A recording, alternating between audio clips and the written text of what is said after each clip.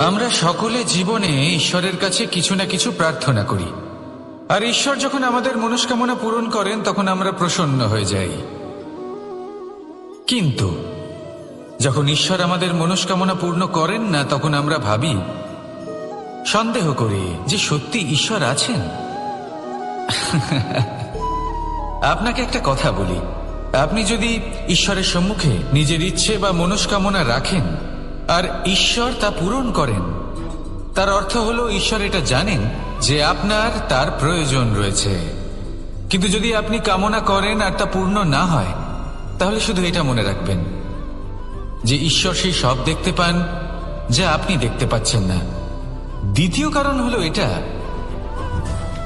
ঈশ্বর এটা খুব ভালো করে জানেন যে যে ইচ্ছে আপনি রাখছেন সেই ইচ্ছে আপনি নিজের জোরে পূর্ণ করতে পারেন। তাই যদি আপনার ইচ্ছে ঈশ্বর পূর্ণ করেন, তাকে ধন্যবাদ জানান, আর যদি উনি আপনার ইচ্ছে পূর্ণ না করেন, তাহলে আরো ধন্যবাদ জানান।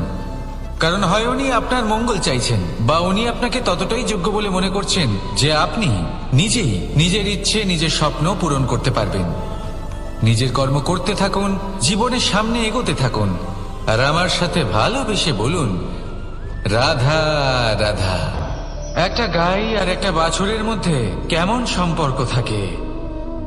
একটা গাই নিজের বাছুরকে ডাকে, আর সেই বাছুর হাজার হাজার গাইয়ের মধ্যে থেকেও নিজের মাকে চিনতে পেরে যায় আর নিজের মায়ের সাথে এসে জড়িয়ে পড়ে। আর কিছুটা ঠিক এরকমই সম্পর্ক হলো আপনার কর্ম এবং আপনার কর্মফলের মধ্যে। আপনি যেমন কর্ম করবেন, আপনার কর্ম আপনার কর্মফলকে ডাক দেবে, আর আপনার কর্মফল কোথাও না কোথাও থেকে আপনাকে খুঁজতে খুঁজতে এসে আপনার সাথে জড়িয়ে পড়বে। তাই উচিত এটাই হবে যে আপনি সৎকর্ম করুন, কারণ ঈশ্বর যদি আপনাকে আপনার ভুলের জন্য ক্ষমা করেও দেন, আপনার কর্ম কিন্তু করবে না। তাই যদি আপনি দুষ্কর্ম করতে চলেছেন, তাহলে আপনি প্রস্তুত থাকুন, আর যদি আপনি শুভ কর্ম করতে চলেছেন, তাহলেও আপনি প্রস্তুত থাকুন। আপনার কর্ম যেমন হবে তেমন ফল আপনার কাছে নিজে থেকেই চলে আসবে। আজ না হোক কাল, কাল না হোক অন্য কোনো সময়, অবশ্যই আসবে। আসুন আমার সাথে ভালোবেসে বলুন, রাধা রাধা। কোনো বাড়িতে, কোনো পরিবারে যখন কারোর জন্ম হয়, তখন তা কত সুখের মুহূর্ত হয়। সেই ছোট্ট সন্তান যখন কিছুটা বড় হয়, সে হাঁটার চেষ্টা করে, আর সেই প্রক্রিয়াতেও খুব বড় একটা শিক্ষা লুকিয়ে রয়েছে, ঠেলে দেওয়া। যখন আপনি হাঁটতে চান, সামনে এগোতে চান, তখন আপনি কি করেন? নিজের পায়ের তলার যে মাটি, তাকে আপনি পেছনে ঠেলে দেন। ব্যাস, এই একই জিনিস তো জীবনেও শিখতে হবে। এবার যদি আপনি জ্ঞানের পথে অগ্রসর হতে চান, তাহলে অজ্ঞানতাকে পেছনে সরিয়ে দিতে হবে। যদি আপনি প্রকাশের দিকে এগোতে চান, তাহলে অন্ধকারকে পেছনে সরিয়ে দিতে হবে। যদি আপনি ভবিষ্যতে সফল হতে চান, তাহলে অতীতের যে অসফলতাগুলিকে পেছনে সরিয়ে দিতে হবে। যে জল বইতে বইতে থেমে যায়, তাকে আমরা নালা বলে থাকি, তার থেকে দুর্গন্ধ বের হয়। কিন্তু যে জল বইতেই থাকে, তাকেই আমরা পবিত্র জল বলি।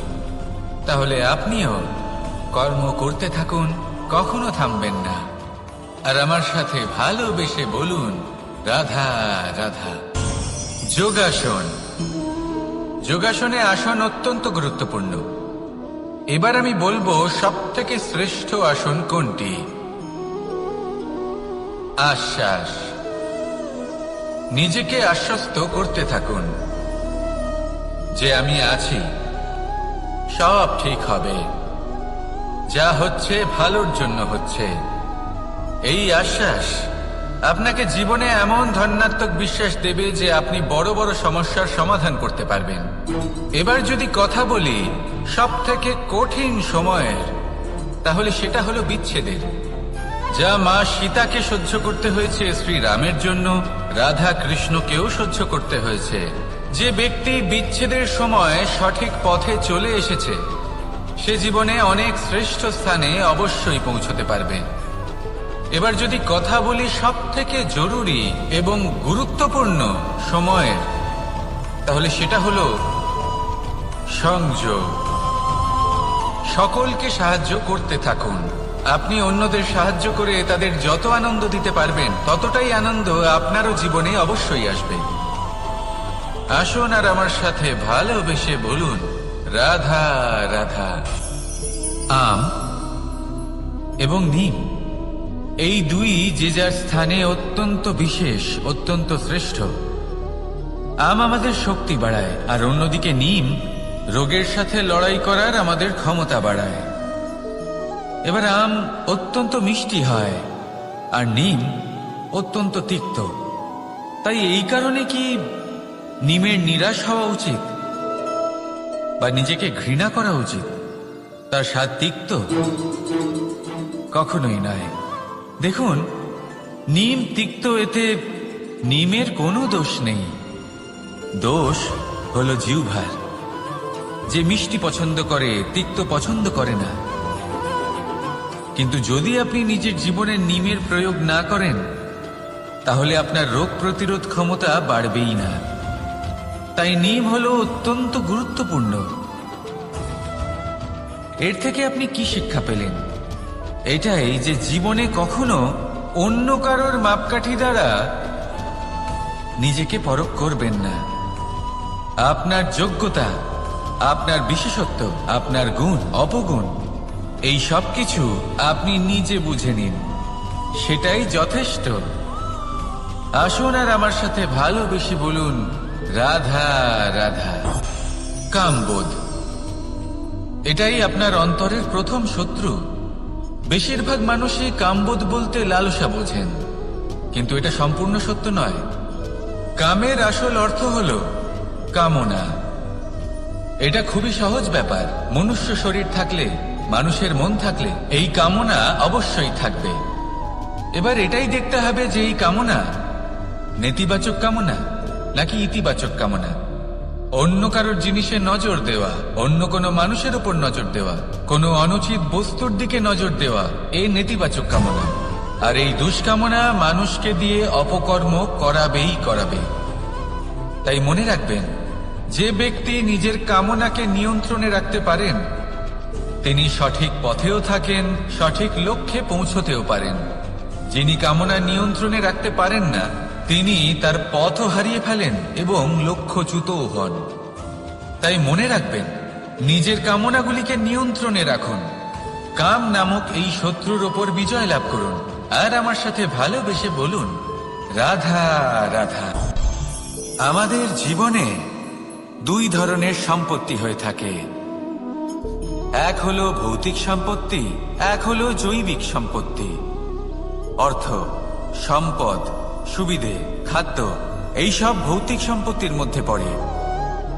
ব্যক্তি, মিত্র, পরিবার, আমাদের আপনজন, আত্মীয় স্বজন সব জৈবিক শ্রেণীতে পড়ে। আর প্রত্যেক মানুষের পক্ষে এই বিভাজন বোঝা অত্যন্ত আবশ্যক। কারণ মূলত আমাদের ব্যবহার দুই রকমের হয়ে থাকে। হয় আমরা ভালোবাসি বা আমরা সদ্ব্যবহার করি। আর সব থেকে বড় ভুল আমরা তখন করি যখন আমরা বুঝতেই পারি না যে ভালোবাসবো কাকে আর ব্যবহার করব কাকে। আমরা ভৌতিক সম্পত্তি ভালোবেসে ফেলি আর ব্যবহার করি জৈবিক সম্পত্তিকে, যেখানে এটা অনুচিত। জৈবিক সম্পত্তিকে ভালোবাসুন আর ভৌতিক সম্পত্তিকে ব্যবহার করুন। যেদিন আপনার মধ্যে এই বোধ জাগ্রত হবে যে কাকে ভালোবাসবেন আর কাকে ব্যবহার করবেন, সেই দিন আপনার জীবনে শুধুই শান্তি বিরাজমান হবে। আর তখন এই মন প্রসন্ন হয়ে বলবে, রাধা রাধা। কাল, আজ এবং কাল, আমাদের সমগ্র জীবন এই তিনটির আশেপাশেই ঘুরতে থাকে। আমরা সবসময় বিগত সময়ের বিষয়ে ভাবতে থাকি। অতীতে যদি আমাদের দ্বারা কোনো ভুল হয়, সেই বিষয়ে ভেবে ভেবে আমরা সবসময় অনুতাপ করতে থাকি। এটা উচিত নয়। দেখুন, অতীতের থেকে শিক্ষা লাভ করা অত্যন্ত আবশ্যক, কিন্তু সেই ভুল যাতে আবার না হয় সেই কাজটা কিন্তু আপনাকে বর্তমানেই করতে হবে, তাই না? দ্বিতীয় কথা, আমরা সবসময় ভাবি আগামী দিনের বিষয়ে, ভবিষ্যতের বিষয়ে। আমরা ভাবি যে কাল করে নেব, আজ এই কাজ করতে পারছি না, কোনো ব্যাপার নয়, কাল করে নেব।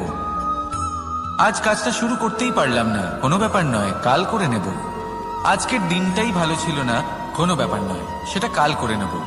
ব্যাপারটা বুঝুন, আপনি নিজের সময় নষ্ট করছেন। দেখুন, এই যে কাল, তা কখনোই আপনার হাতে আসবে না। তাই যে কাজ করতে চান সেটা আজকেই করুন, অন্তত শুরুটা করুন। কারণ এই আগামী সময় তা সবসময় আপনার থেকে এক কদম আগে থাকবে, একদিন এগিয়ে থাকবে। জানেন কেন? কারণ এই কাল আপনার জন্য অপেক্ষা করবে না, সেই জন্য আপনিও এর জন্য অপেক্ষা করবেন না। যা করার তা আজকেই শুরু করুন। কারণ যে বর্তমানে নিজের ভিত স্থাপন করেন না, ভবিষ্যৎকালে তার সুন্দর শক্তিশালী ভবন কখনো নির্মাণই হয় না। আসুন আর আমার সাথে ভালোবেসে বলুন, রাধা রাধা। সাফল্য খুব সহজ এক শব্দ। এটা হলো সেই সব শব্দের মধ্যে অন্যতম যা মানুষ একটু বুঝলেই ভাবেন সব বুঝে ফেলেছি। আর যেই উনি বুঝতে পারেন সাফল্য কি, আজীবন সেই সাফল্যের পেছনেই ছুটতে থাকেন। এই সাফল্য হলো একটা খেলার মতো, যাতে মানুষ নিজের সমস্ত জীবন বাজি লাগিয়ে দেন। আর প্রত্যেক খেলার মতোই এরও কিছু নিয়ম রয়েছে। আর প্রাথমিক নিয়ম হলো, এই সাফল্য লাভ করার জন্য সাফল্য লাভ করার স্বপ্ন আপনাকে অবশ্যই দেখতে হবে আগে। হ্যাঁ, কিন্তু শুধুমাত্র স্বপ্ন দেখলেই কিছুই হবে না। স্বপ্ন দেখুন, তারপরে আপনার নিজের নিদ্রাকে ভঙ্গ করতে হবে, দিনরাত পরিশ্রম করতে হবে, দিনরাত চেষ্টা করতে হবে। তবেই এই সাফল্য আপনার কাছে আসবে আর আপনার পদানত হবে। তাহলে স্বপ্ন দেখুন আর পরিশ্রম করে তাকে সার্থক করুন। যদি এটা করেন তবেই সাফল্য সহজেই আপনার কাছে আসবে। আর তখন মন প্রসন্ন হয়ে বলবে, রাধা রাধা। সমস্যা, প্রত্যেকের জীবনেই সমস্যা আসা যাওয়া করে। আর প্রত্যেক মানুষ সমস্যা আসার পর তার সমাধান খুঁজতে উঠে পড়ে লাগে। কিন্তু যখনই সমস্যার সমাধান হয়ে যায়, আমরা সুপ্রসন্ন হয়ে যাই এবং অসাবধানও হয়ে যাই। আমাদের মনে হয় যে আমরা সম্পূর্ণরূপে সমস্যার অন্ত করেছি, কিন্তু কোথাও না কোথাও একটা ছোট্ট বীজ রয়েই যায়। আর সেই বীজ আমাদের অসাবধানতার ছত্রছায়ায় বড় হতে থাকে, আর তারপর মহা সংকট হয়ে আবার আমাদের উপর আক্রমণ করে। এই সংকট যে কোনো রূপে আসতে পারে, কোনো শত্রুর রূপেও আসতে পারে, বা কোনো মহামারীর রূপেও আসতে পারে। সেই জন্য সব সময় সাবধান থাকাই উচিত। কারণ অসাবধান হলে কি হয়, আমাদের সুরক্ষা চক্রে একটা ছেদ উৎপন্ন হয়, আর আমাদের শেষ করতে পারে এমন এক বাণ সেই ছেদ বিন্দু হয়ে আমাদের হৃদয়ে প্রবেশ করতে পারে। তাই যে কোনো সমস্যার সমাধান করুন, জয়ী হন, উৎসব পালন করুন, কিন্তু সাবধানে থাকবেন। আসুন আর আমার সাথে ভালোবেসে বলুন, রাধা রাধা। এই সংসারের অন্তের এর বিনাশের প্রারম্ভ কিভাবে হয়? কোনো যোগের মাধ্যমে, কোনো ভয়ানক অসুরের আগমনে, নাকি প্রকৃতির রাগের কারণে? না, এই সংসারের বিনাশের প্রারম্ভ হয় আমি থেকে। এই আমি, এই তুমি, এটা আমি করেছি, ওটা তুমি করেছো, এটা আমার, ওটা তোমার, আদি ইত্যাদি। এই ভাব যখন মনে বাসা বেঁধে নেয়, সর্বপ্রথম ঘর ভাগ হয়, তারপর বসতি, তারপর প্রাণ, আর তারপর দেশ, আর সবার শেষে সমস্ত সংসার ভাগ হয়ে যায়। আর এই ভাগ হয়ে যাওয়া শেষে মনোমালিন্যে পরিণত হয়। এখন এমত অবস্থায় কি করা যেতে পারে? কিভাবে বাঁচা যায় এই পরিস্থিতির থেকে? কিভাবে দূরে থাকা যায় এই বিনাশের থেকে? উত্তর সেই একটাই, করুণা। একে অপরের দরকারগুলি বুঝুন, একে অপরের সমস্যাগুলি বুঝুন, একে অপরের দুঃখের সাথী হয়ে দাঁড়ান, একে অপরের সুখের ভাগীদার হন। আর শেষে যখন এই আমি আমরাতে পরিণত হবে, তখন এই বিনাশ নিজে থেকেই দূরে চলে যাবে। তাহলে আমরাতে বিশ্বাস করতে শিখুন, আর আমার সাথে ভালোবেসে বলুন, রাধা রাধা। এই মুদ্রা, এবারে ভাবুন, এটাই আমাদের জীবন, জীবনের সুখ আর দুঃখ। এই মুদ্রার, এই জীবনের দুটি দিক। কিন্তু যখনই আমরা ঈশ্বরের কাছে প্রার্থনা করি, তখনই আমরা সুখ চাই, আর সেই সুখ আসেও।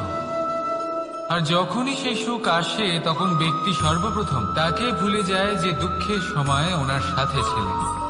আর এমত অবস্থায় উনি সাহায্য করেন না, উনি করেন উপকার। আর এই উপকারের বদলে মানুষের থেকে উনি নিজের জন্য শ্রদ্ধা চান।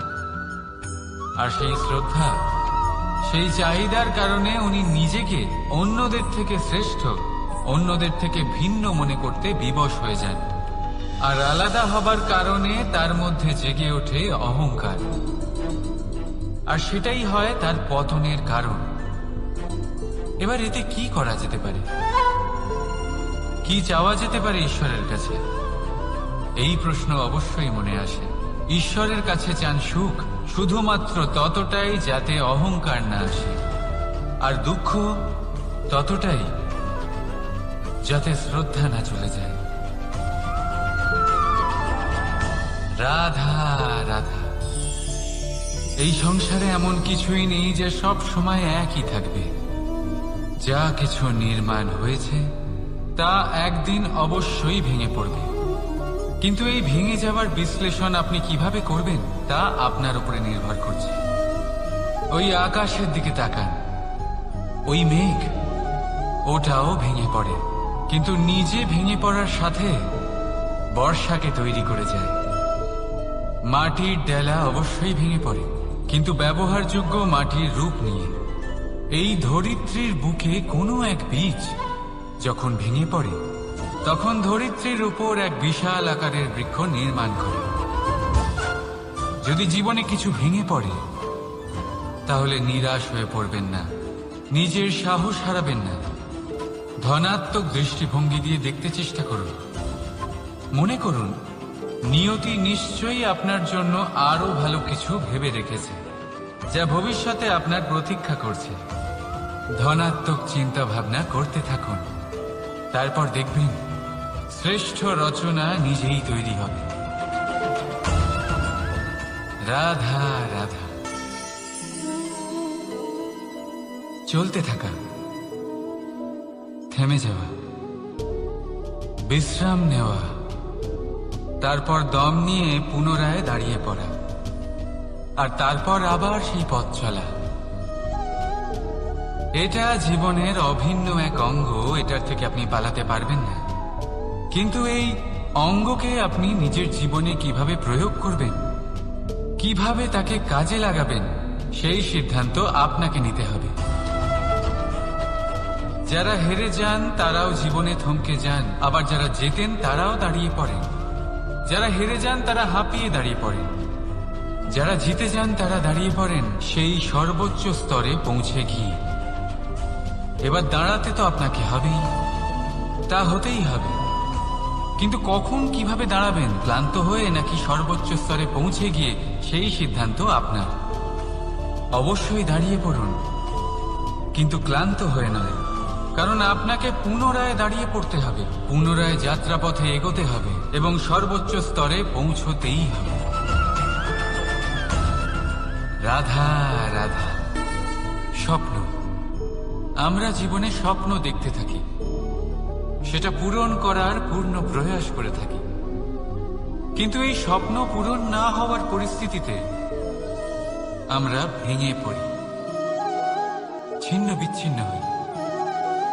আর তারপরই বোঝা আমরা আগামী প্রজন্মের ওপর রীতিমতো চাপিয়ে দিই। আমরা এটাই মনে করি যে আমরা যেটা হতে পারিনি সেটা আমাদের সন্তান অবশ্যই হবে। আমরা যা কখনো পাইনি আমাদের সন্তান অবশ্যই তা পাবে।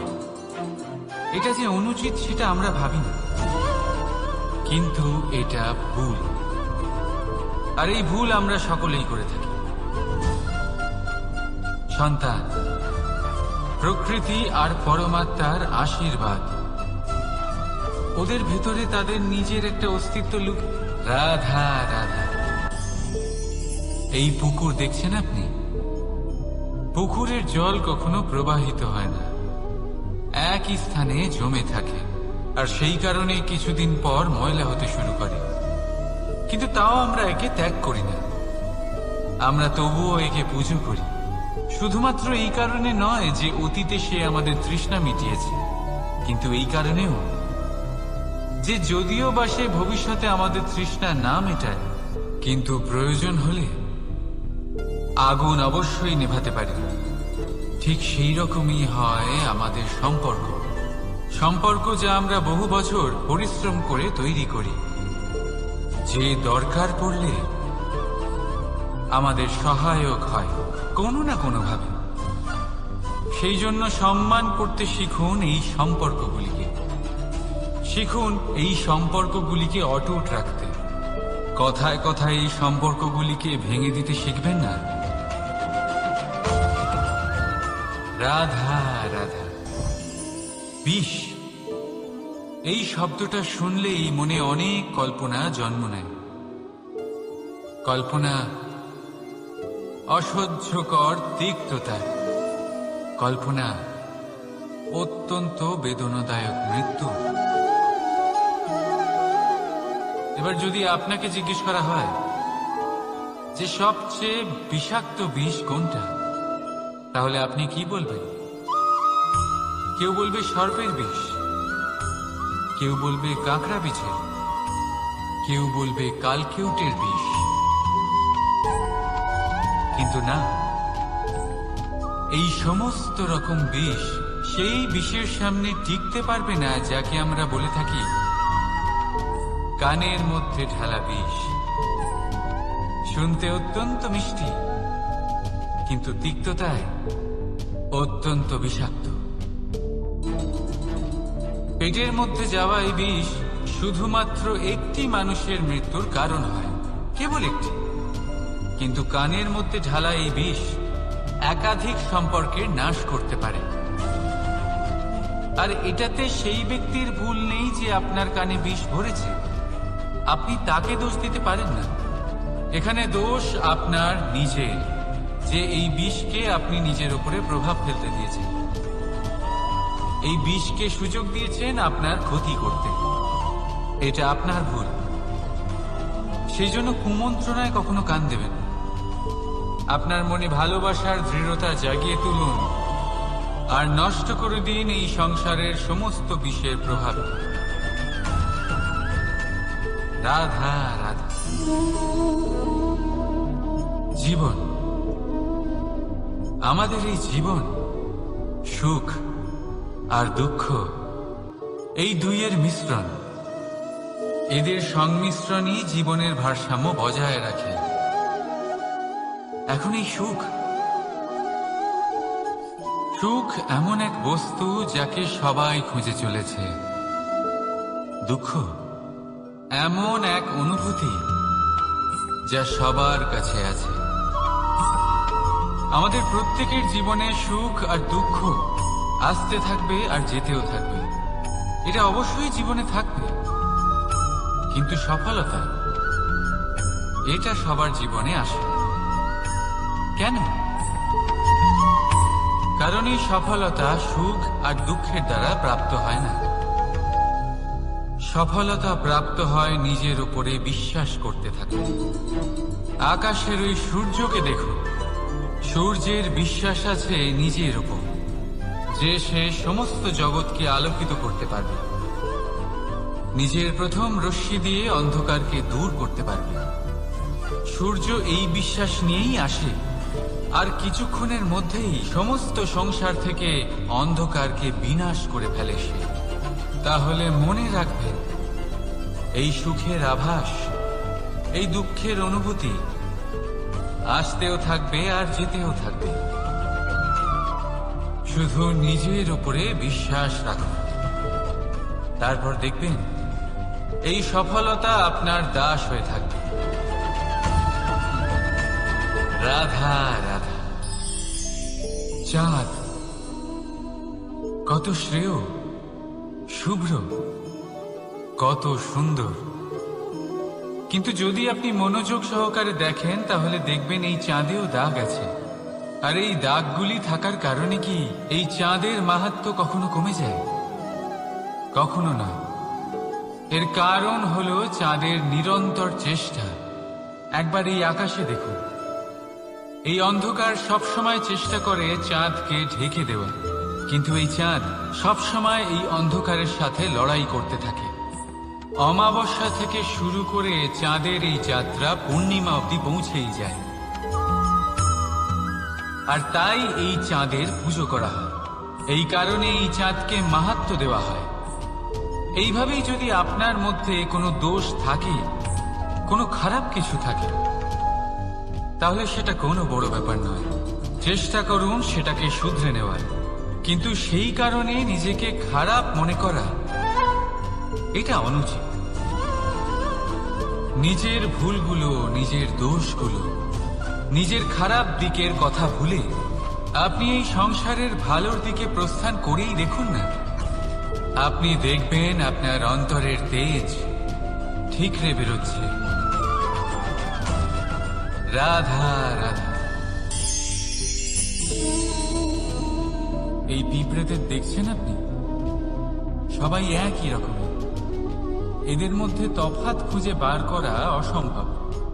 মনে হয় যেন ওদের আলাদা আলাদা অস্তিত্বই নেই। কিন্তু যদি আপনি মন দিয়ে দেখেন তাহলে দেখবেন প্রতিটা পিঁপড়ের আলাদা কাজ নির্ধারিত, তাদের আলাদা অস্তিত্ব আছে। কেউ বাড়ি বানানোর জন্য মাটি সংগ্রহ করতে পটু, কেউ ঢিপি বানাতে পটু, কেউ খাবার খোঁজায় পটু, আবার কেউ সেই খাবার আনায় পটু। ঠিক সেরকমই হয় মানুষের। মনে হতেই পারে সবাই একই রকম, কিন্তু প্রতিটা মানুষের ব্যক্তিত্ব, প্রতিটা মানুষের অস্তিত্ব ভিন্ন হয়। আর সত্যি কথা বলতে কি, প্রতিটা মানুষের ভিন্নতাই আমাদের প্রগতির দিকে নিয়ে যায়। ভাবুন, যদি আপনাকে কারোর সাথে হাত মিলিয়ে চলতে হয়, তাহলে আপনাকে আপনার সোজা হাত তার উল্টো হাতে ধরে এগোতে হবে। এটাই সৃষ্টিকর্তার সৃষ্টির নিয়ম। ভিন্নতা, এই ভিন্নতাকে আশীর্বাদ ভেবে চলুন, এতে কোনো খারাপ নেই। রাধা রাধা। দাদা আমাকে বহুবার জিজ্ঞেস করেন যে কানাই, তুমি রাধার সাথে এই সংসারকে প্রেম শেখাতে এসেছো, তাহলে কেন তুমি রাধাকে এত বিরক্ত করো? কেন ও তোমাকে বিরক্ত করে? কেন এই ঝগড়াঝাটি হয়? কেন এই টানাপোড়েন চলে? এবার এটার উত্তর আমি কিছুটা এইভাবে দিতে চাই। পিঁপড়ে সেই বাড়িতেই প্রবেশ করে যেখানে মধু উপস্থিত আছে। যদি আপনার বাড়িতে মধু থাকে, কোনো মিষ্টি জিনিস থাকে, মিষ্টত্ব থাকে, তাহলে পিঁপড়ে সেখানে অবশ্যই প্রবেশ করবে। ঠিক এইরকমই হয় আমাদের সম্পর্ক। এর মধ্যে ছোটখাটো ঝগড়াঝাটি, টানাপোড়েন, রাগ করা, মন ভাঙানো, এই সব তো চলতেই থাকে। বিশেষ করে সেই সম্পর্কগুলিতে যেখানে মিষ্টত্ব আছে। মনে রাখবেন, যেই সম্পর্কে কোনো খুনসুটি নেই, রাগ করা, মান ভাঙানো নেই, কোনো ছোটখাটো ঝগড়াঝাটি নেই, সেই সম্পর্ক শুধুমাত্র মস্তিষ্ক দিয়ে পালন করা হচ্ছে, মন থেকে নয়। তাই মন থেকে ভালোবাসতে শিখুন। আর এই ছোটখাটো ঝগড়াঝাটির, এই অম্ল মধুর খুনসুটির আনন্দ উপভোগ করুন, কারণ এতেও ভালোবাসা আছে। রাধা রাধা। এই পুস্তক বড়ই কাজের জিনিস। কাহিনী হোক, কবিতা হোক, স্মৃতি হোক, এতে যাই লিখে দেবেন তা ভবিষ্যতের পুঁজি হয়ে যাবে।